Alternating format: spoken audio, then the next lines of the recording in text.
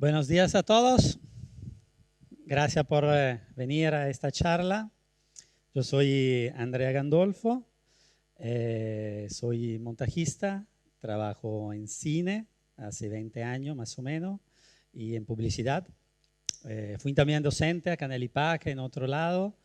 Tengo también una productora publicitaria cinematográfica con un socio argentino. Bueno, hoy vamos un poco a hacer un excursus del montaje, no tanto con ejemplos personales en este caso, sino tratando de entender un poco el entorno conceptual en el cual se desarrolla y se fue desarrollando el montaje a lo largo de la historia del cine.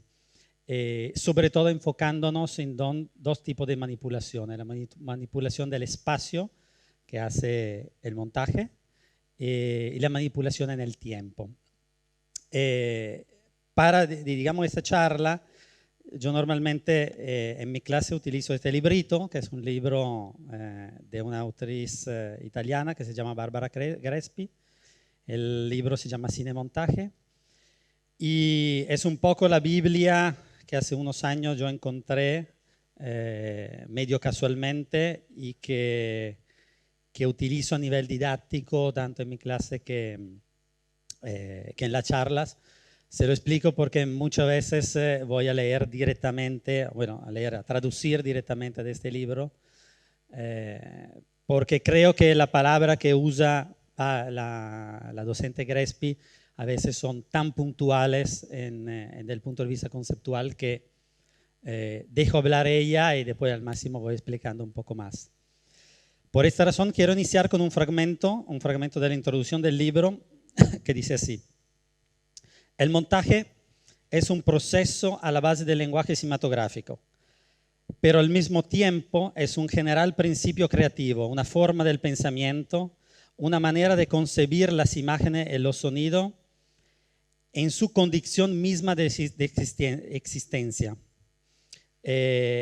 Porque es imposible pensar una imagen al singular, aislarla de su red de relaciones o despojarla de sus estratos de memorias.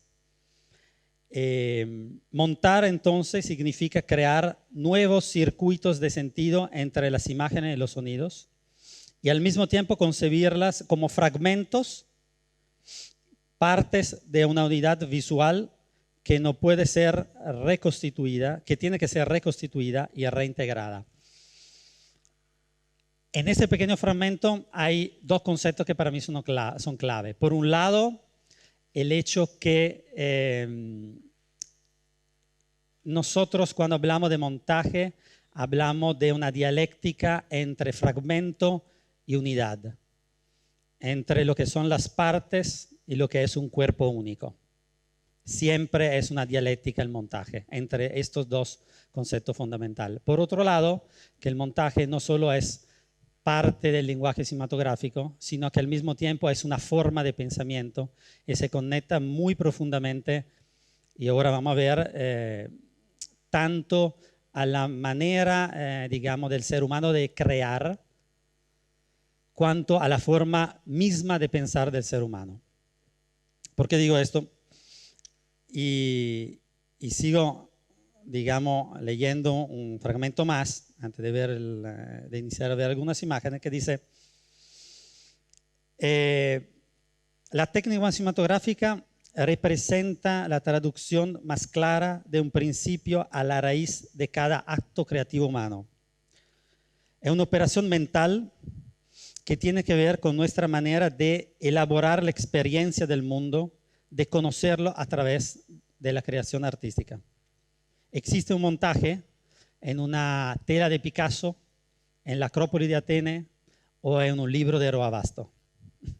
Toda una operación creativa normalmente es una operación de montaje, sea pintura, escultura, arquitectura, literatura o cine.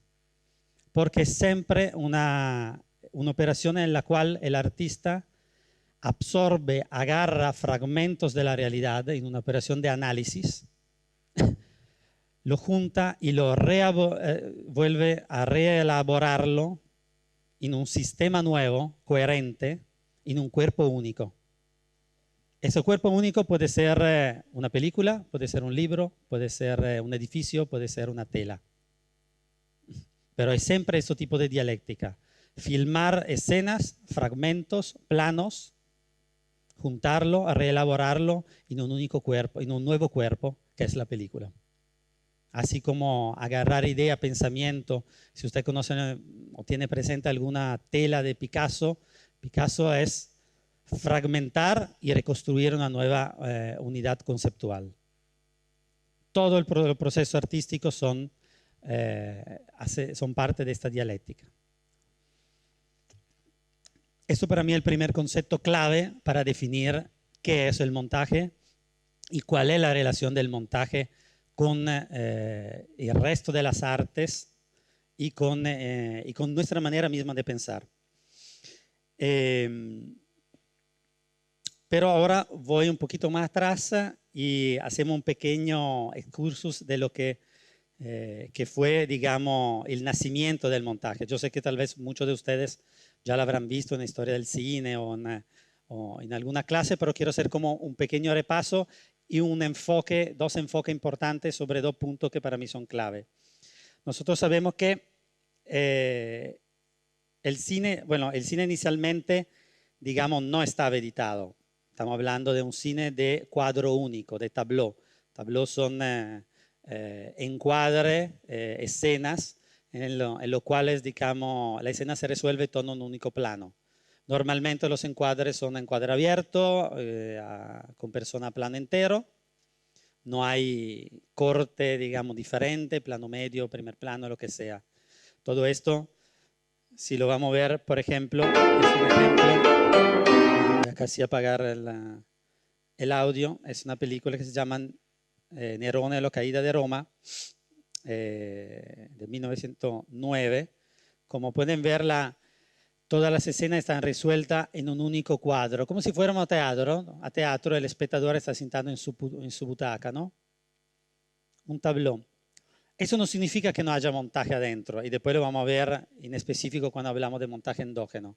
Significa que no hay montaje a nivel temporal, no hay conexiones entre planos, pero sí hay un montaje interno, una recomposición de los elementos de la imagen. Todas las escenas entonces son así, conectadas, digamos, una a la otra, pero sin, digamos, una relación fuerte de sentido. ¿Qué pasa? Sabemos que los dos padres, digamos, del montaje son, por un lado, Georges Méliès, y por otro lado, Griffith. Méliès, de alguna forma, inventa el montaje en su grado cero.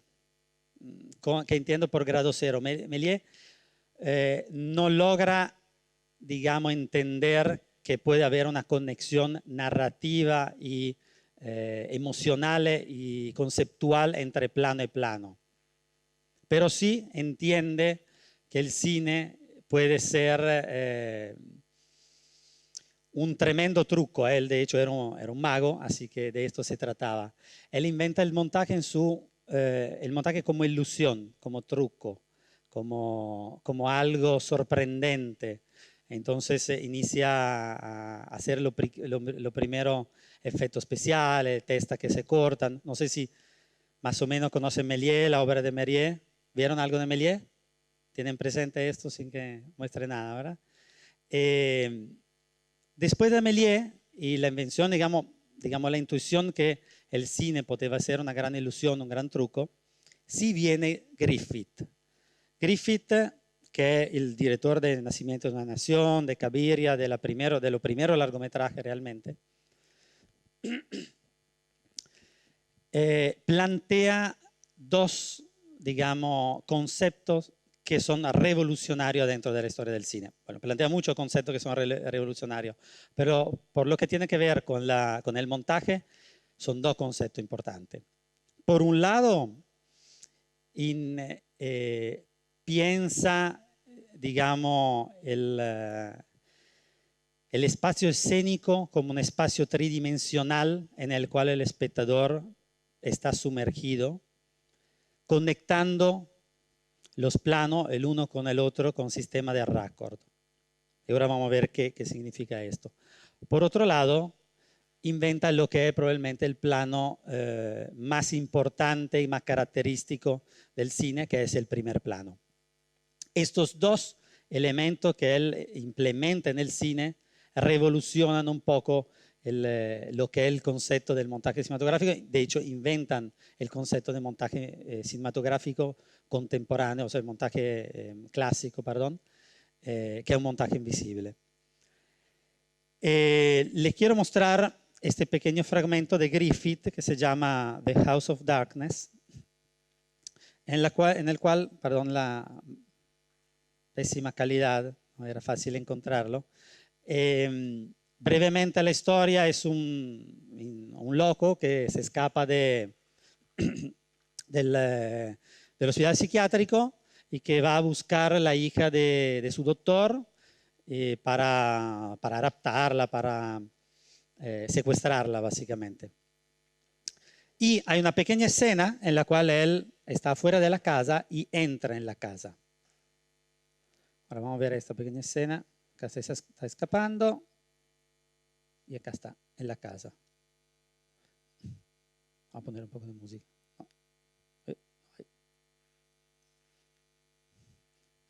Dice, el actor está fuera de la casa, mira adentro, corte. Estamos dentro de la casa con la señorita. Vuelve a cortar afuera de la casa. Estamos ancora dentro. Ahora volverá a cortar afuera.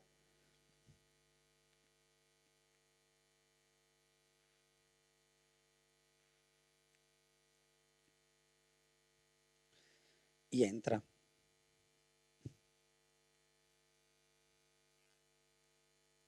Y se acerca y sigue la escena. Nada de especial, ¿no? Hoy en día es un raccord, un corte normalísimo, es un corte normalísimo, un raccord de movimiento. Tenemos una conexión interior-exterior de la casa y justo en el momento en que está cruzando la ventana, nosotros cortamos desde afuera, desde adentro.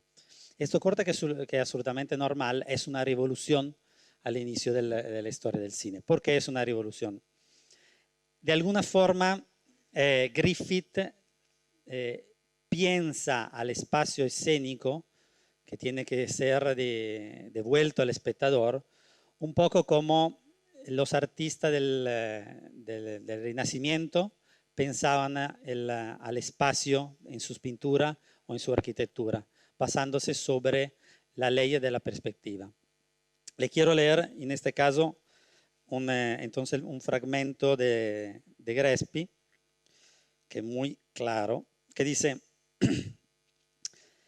el percorso hacia el montaje, la idea de la tridimensionalidad del espacio juega un rol decisivo. Será Griffith a desarrollarla, transformando el juego de los raccord en un sistema parecido a la jaula geométrica usada en la perspectiva renacimiental. Los raccord funcionarán cada vez más como vectores de la mirada, así como la línea de fuga de la perspectiva. Proyectarán al espectador en el centro mismo de la escena. Y sigue diciendo, el espectador no está más pensado como externo, como un espectador sentado en su butaca, puesto frontalmente a una imagen que se da en su totalidad. Una imagen en su totalidad es esta. Sino está pensado el espectador como al centro de un espacio de ficción en el cual puede moverse adentro. Bueno, entonces lo que hace Griffith es utilizar lo que para nosotros ahora es la continuidad de mirada, la continuidad de movimiento, la continuidad de dirección, para trazar un espacio tridimensional adentro de la escena en el cual sumerge el espectador. Nosotros estamos afuera de la casa y adentro de la casa. al mismo tiempo y podemos movernos adentro de la escena misma. Esto antes no pasaba, antes el cuadro, el tableau, era un cuadro único que estaba dado en su totalidad allá y el espectador estaba sentado en su butaca. Entonces, era como estar a teatro, básicamente. En este caso, Griffith nos pone al centro de la escena y nos permite movernos adentro de esta escena. Bueno, otro elemento importante que inventa Griffith, como dijimos, es la invención del desmembramiento del cuerpo, digamos, y sobre todo el primer plano. El primer plano es probablemente el plano más importante dentro del cine. Antes de Griffith había ejemplos de, ¿cómo puedo llamarlos? Ni siquiera de primer plano, sino cabeza flotante o algo así. Le voy a mostrar un solo ejemplo que es justamente de Georges Méliès, que es L'homme à la tête de Catuchou. Sí, perdón, mi francés es pésimo. En este caso, vamos a mirar un poquito este fragmento. No sé si escucha el audio. Bueno, voy a adelantar un rato.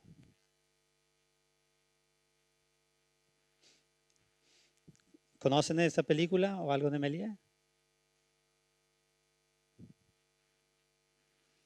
Méliès interpretaba el cine, obviamente, como un tableau, un cuadro único, entero. No se movía nada, no había cortes, pero sí había un montaje interno, había ilusión, había efectos especiales.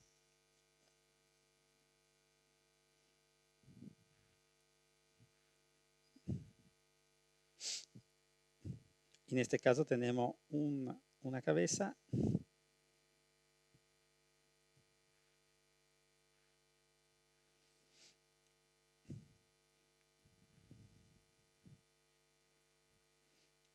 Y la cabeza va iniciando a volverse un primer plano. Es complicado, digamos, llamar esto primer plano, obviamente, pero de alguna forma, sí lo es. Es una cabeza gigante en una pantalla. Los experimentos anteriores a Griffith, de Méliès y de otros autores, no lo traje todo, veían el primer plano, o sea, una cabeza gigante en pantalla, como algo surreal, como algo imposible, como algo grotesco. ¿Por qué? Porque en nuestra experiencia normal de todos los días, nosotros no miramos a un ser humano, otro ser humano, como un cuerpo entero, una figura entera, a menos que no nos acercamos a 20 centímetros, cosa que no pasa a menudo. Nuestra visión normal es de un cuerpo entero. No vemos cabezas.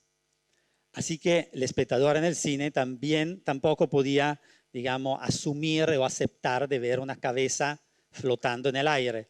Lo que iba a pensar primeramente era ¿qué pasó a esta persona? Se le cortó la cabeza, está flotando en nuestra pantalla. No es posible, es algo absurdo, es algo grotesco, es algo irreal. Todos los ejemplos anteriores, de los autores anteriores, utilizan el primer plano como eso, un truco imposible. Griffith hace una operación diferente. Griffith por primera vez inicia a descomponer el cuerpo en planos. Inicia a hacer plano americano, plano medio y sobre todo inicia a hacer primer plano. La película que probablemente marca más que nada este cambio revolucionario es, y la habrán visto millones de veces, El nacimiento de una nación, con el famoso primer plano de la niña llorando. ¿Qué hace Griffith?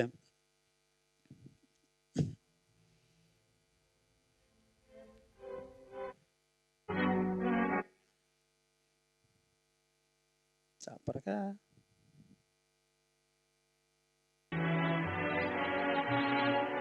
Uno, dos.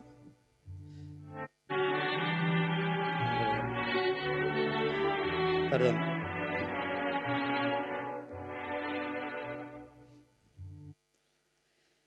Griffith hace tres acercamientos.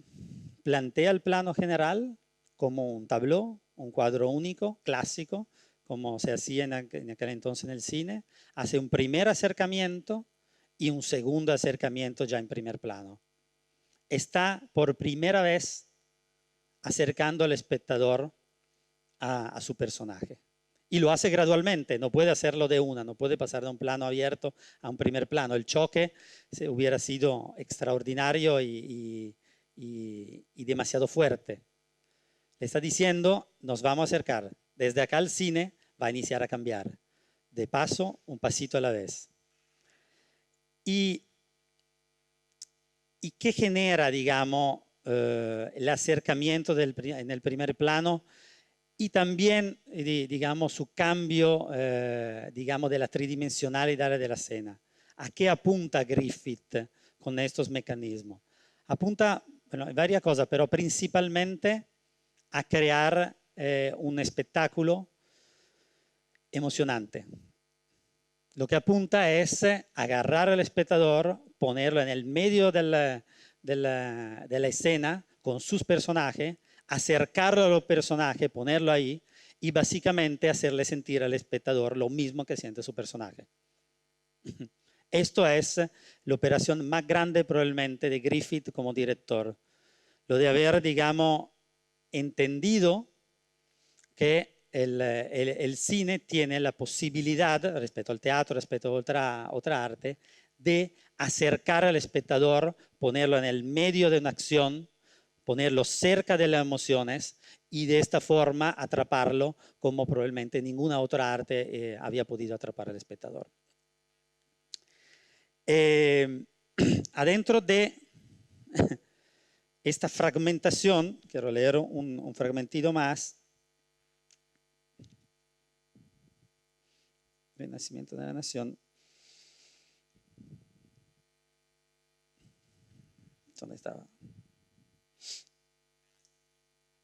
Hay una cosa, quiero mostrar otro fragmento, en realidad, que es otra vez una película muy, muy conocida, que es Psycho de Hitchcock. Me imagino que todo el mundo habrá visto la famosa escena de la ducha.